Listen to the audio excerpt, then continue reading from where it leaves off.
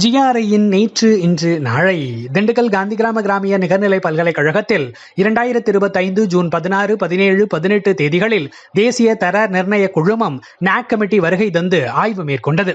நேரடி மற்றும் இணையம் வழியாக நடைபெற்ற இந்த ஆய்வில் 2019 முதல் 2024 வரை கடந்த 5 ஆண்டுகளில் காந்தி கிராமிய நிகர்நிலை பல்கலைக்கழகம் பாடத்திட்டம், கற்பித்தல் முறைகள், ஆராய்ச்சி, விரிவாக்கம், நிர்வாகம், திறனாக்க செயல்பாடுகள், புதிய கண்டுபிடிப்புகள் உள்ளிட்ட 7 வகை பரிணாமங்களில் செய்துள்ள செயல்பாடுகள், சாதனைகளை ஆராய்ந்தறிந்து பல்கலைக்கழகத்திற்கு 4 மதிப்பெண்களுக்கு 3.58 மதிப்பெண்களுடன் கூடிய உச்சபட்ச தர குறியீடான A++ தகுதியை வழங்கி சிறப்பித்துள்ளது.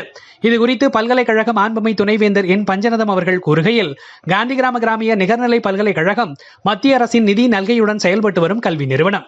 இதன் கல்வி பணிகளை மதிப்பீடு செய்து நாக் கமிட்டி A++ தரச்சான்றிதழ் வழங்கி இருப்பது மகிழ்ச்சி அளிக்கின்றது.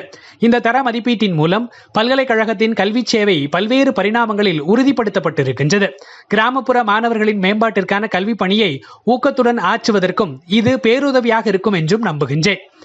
இந்த மாபெரும் சாதனை அடைவதற்கு பெரும் பங்காற்றி ஊக்கத்துடன் உழைத்த, ஒத்துழைப்பு வழங்கிய பல்கலைக்கழக வேந்தர், மேலாண்மை குழு உறுப்பினர்கள், பதிவாளர், பேராசிரியர்கள், அலுவலர்கள், பணியாளர்கள், முன்னாள் இந்நாள் மாணவர்கள் மற்றும் ஆதரவு வழங்கிய அனைவருக்கும் இந்த நேரத்தில் நன்றிகளை தெரிவிக்கிறேன் என்றார்.